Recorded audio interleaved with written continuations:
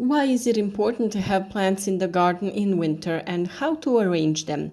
We bring you a guide to good and bad neighbors. How to arrange plants in the garden during winter, what plants to plant, and how to plant for spring. Winter gardens offer a great opportunity to take advantage of the colder months to grow hardy plants that will provide you with fresh vegetables even when the temperatures drop.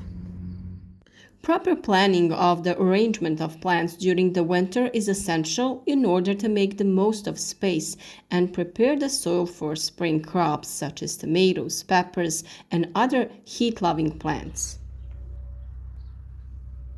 In this guide, we will explain which plants to plant, how to arrange them in the garden, and how to plan the removal of winter crops in the spring to ensure ideal conditions for planting other summer crops.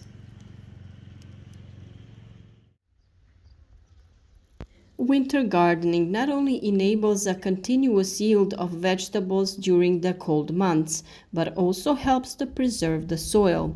Plants that grow during the winter act as a neutral ground cover, reducing erosion and leaking of nutrients. In addition, many winter crops such as spinach and onions help prepare the soil for spring planting as their roots improve the soil structure and help control the weeds. First, we will say what are the winter crops that we are growing now. Then we will tell you how to combine them and provide space for spring planting. Winter crops are usually resistant to cold and frost and can grow successfully in colder conditions. Here is an overview of the key plants recommended for winter growing. First up is spinach, one of the most resistant plants for winter. Spinach thrives in cooler conditions and produces a quick yield. It can be planted in autumn and harvesting lasts until spring. There is also the indispensable Swiss chard, a resistant plant that tolerates low temperatures and its leaves remain fresh even during frosts. It is ideal for continuous picking, and I think you can grow Swiss chard throughout all the year. We also have a fast-growing vegetable, radishes. They can be planted during autumn and winter, and of course also in early spring. They can be planted between other crops as a supplement or as a fast crop that doesn't take up much space. And now the plants that are traditionally planted in autumn and overwinter in the ground, onions and garlic. They can grow with many other plants and don't take up much space, while their scent can repel pests. They are easily combined with many different plants. An indispensable plant in every garden, in mine especially since early autumn, is lettuce. Winter lettuce varieties are extremely cold resistant and can be grown throughout the winter. If you are buying lettuce seeds, check the sowing time on the package to see if they are winter salads. You have different winter salads and butternuts. And now we have another fast-growing plant with a mild taste, arugula. It tolerates the cold well and can grow throughout the winter. It is ideal as an addition to other cultures. We also have another pair that are cold hardy and are ideal for the winter garden. They are broccoli and cauliflower. Although they grow more slowly during the winter, their fruits ripen early in the spring, which allows you to pick them in time and free up space. Cabbage is a favorite winter vegetable. It is very resistant to low temperatures and successfully overwinters. Its compact leaves remain edible throughout the winter, and harvesting continues until spring. And now we move on to the part of combining plants. Which plants to plant next to which?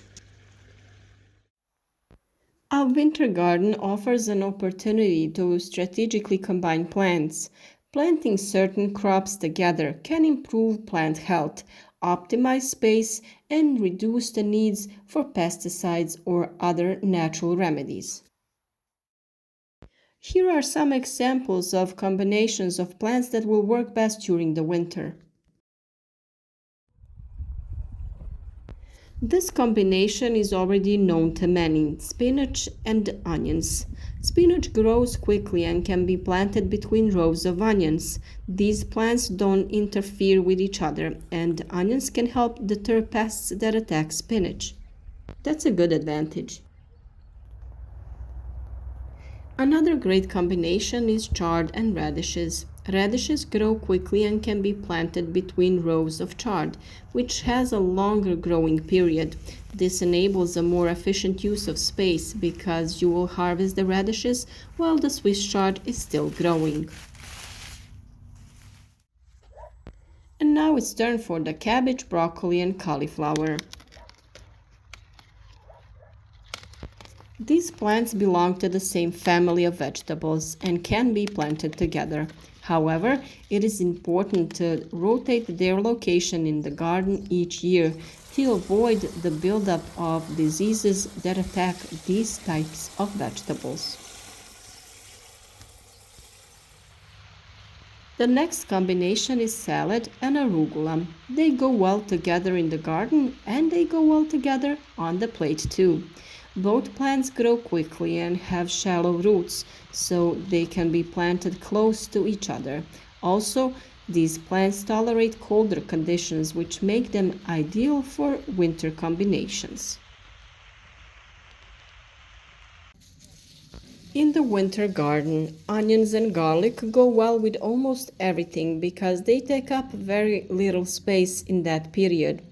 It will only need space later when we harvest different cabbages and lettuces so that the onions and garlic stay in the ground, develop, and leave so it can ripen. You can plant it next to any of the mentioned crops, and it is excellent for planting next to cabbage because it helps repel pests and reduces the necessity for our interventions with natural preparations. You have recipes for natural remedies on our YouTube channel. One of the key benefits of winter gardening is that when winter plants reach the end of their cycle, the soil is already prepared for spring planting. This is why it is important to carefully plan the removal of plants in order to free up space for spring crops such as tomatoes, peppers, cucumbers, and zucchini. There are several planning steps here. The first step is harvesting winter crops. You can start harvesting most winter plants such as spinach, radishes, and lettuce in late winter or early spring. It is important to ensure that the harvest is complete by the beginning of March so that you have enough time to prepare the soil for the spring crops.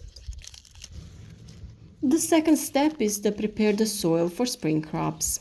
After removing the winter plants, enrich the soil with compost or manure. This will ensure that the soil is nutritious and ready for planting crops that require more nutrients such as tomatoes and peppers.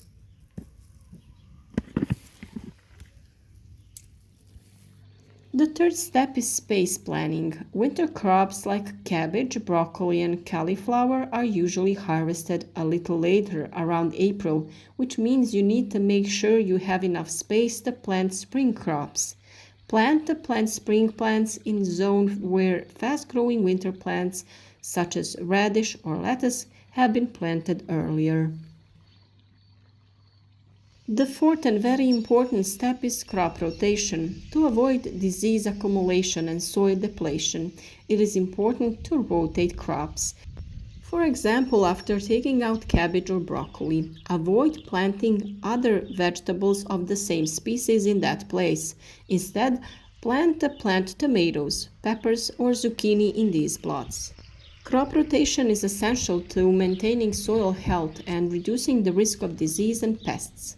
Plants from the same family often suffer from the same diseases and attract similar pests. This is why crop rotation from year to year is very important. Vegetables from the same family, such as cabbage, broccoli, and cauliflower, should not be planted consecutively in the same location. Instead, plant them in new plots each year. Onions and radishes are good to plant after these vegetables because they have different nutrient needs and help control certain diseases in the soil.